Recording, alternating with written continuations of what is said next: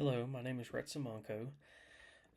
Today I'm advocating for a policy change or modification in West Virginia, the transition to full practice authority.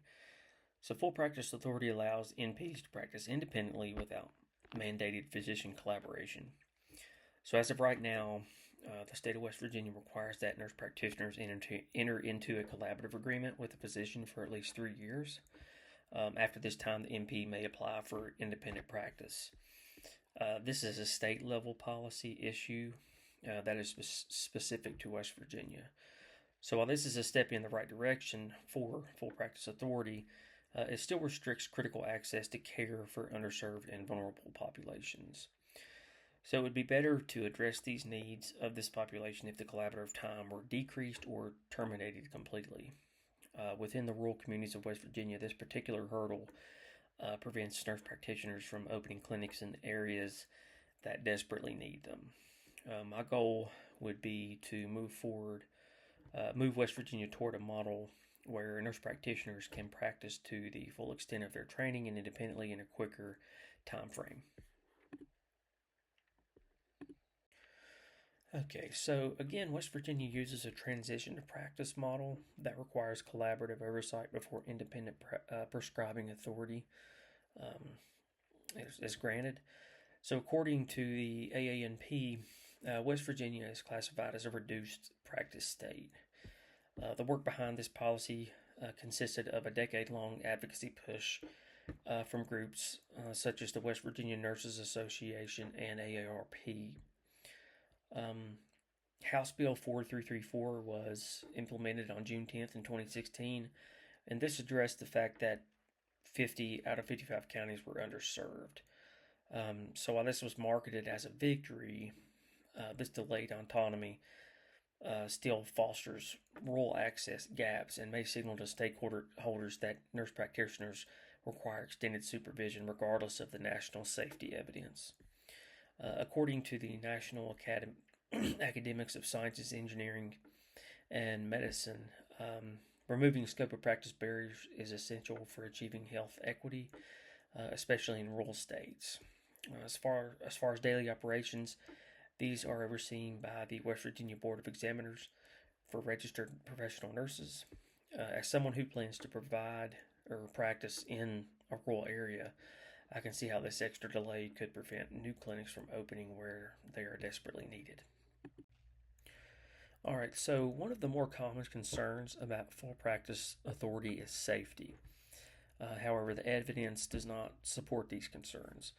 The National Academics of Sciences, Engineering, and Medicine, or NASEM, found that the care of an NP is comparable to that of a physician in safety and outcomes. One article also found that NPs in full scope of practice provided more services per Medicare beneficiary compared to restricted states without reducing physician service delivery. So therefore, expanded ambulatory access benefits chronic disease monitoring, including diabetes and hypertension management, which I know in West Virginia those two disease processes are quite prevalent. And these findings suggest that expanded autonomy improves access without compromising delivery and consequently would have an impact on reducing preventable emergency department utilization. All right, so moving on, it's well known that there is a nationwide provider shortage, which is one of the main drivers of why I chose this particular issue to address. And I went by the PAB-CAR model to address this problem. And the first step in that model is to identify the significance of the problem. So in West Virginia, the problem is very significant of provider shortages. The Health Resources and Services Administration, or the HRSA, they confirm that the widespread designation of health professional shortage areas. And chronic diseases such as diabetes and hypertension remain poorly managed in rural regions, West Virginia being one of them. So having complete access to primary care would prevent unnecessary emergency department use. I have known of patients who have had to wait weeks for appointments due to the scarcity of providers. So these prolonged wait times could potentially delay an early diagnosis and the management of chronic conditions, which could eventually lead to the progression of the disease or further complications.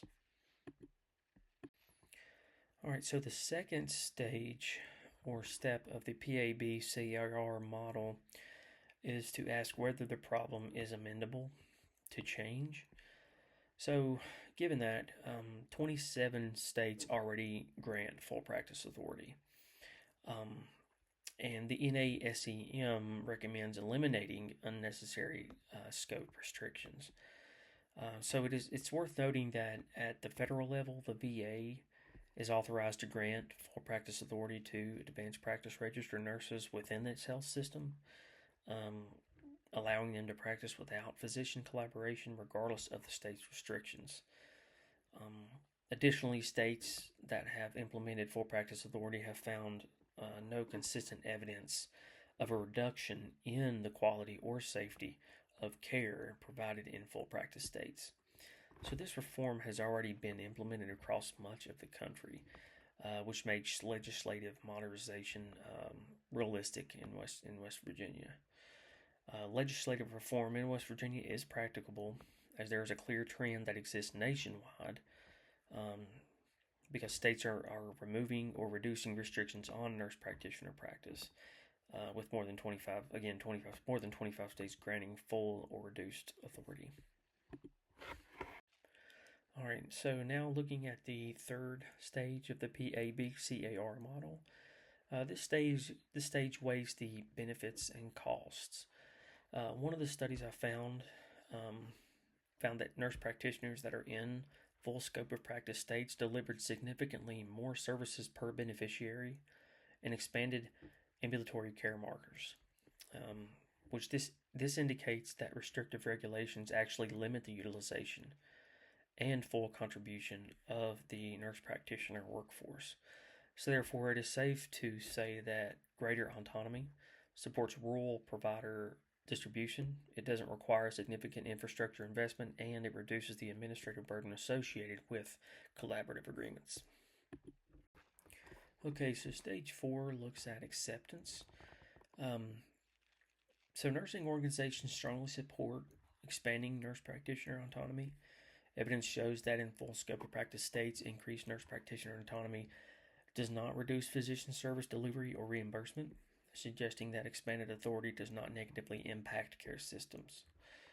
Of course, rural communities would directly benefit from increased provider availability, and there will always be physician opposition. It will always be a factor, and I think they will always oppose full practice authority for nurse practitioners while citing areas like training and patient safety. However, in states where full practice authority exists, evidence has not demonstrated worsened outcomes. So while opposition continues, there's just not enough data to support claims of reduced quality. Public concern increasingly focuses on access gaps rather than provider titles. So, the public would rather have that access to care. Whether you're a physician or a nurse practitioner, they just want the access, and that's what's important to them. All right, so let's look at the policy impact. So, of course, there would be expanded primary care access. There would be improved chronic disease control, reduced preventable admissions, and enhanced healthcare equity. So, research has demonstrated that less restrictive practice environments are associated with greater nurse practitioner service delivery and expanded ambulatory access. A study found that regulatory variations influence delivery outcomes. So expanding full practice authority in West Virginia could enhance chronic disease management and reduce preventable hospitalizations, therefore strengthening health equity. Okay, in conclusion, the final stage of this model consists of a review and a reevaluation. So if implemented, outcomes such as primary access metrics, chronic disease indicators, and emergency utilization distribution data would need to be closely monitored to make sure the policy achieves its intended impact. Applying this model has acted as a structured guide in evaluating my issue and allowed for a systematized evaluation of feasibility, cost, and acceptance. The National Academics of Sciences in Engineering and Medicine, or NASEM, recommends removing regulatory barriers so nurse practitioners can practice to the full extent of their training. Research continues to reveal that expanded autonomy enhances service access without displacing physician care delivery. So, as a future nurse practitioner that will be practicing in West Virginia, this reform directly impacts my ability to serve underserved communities.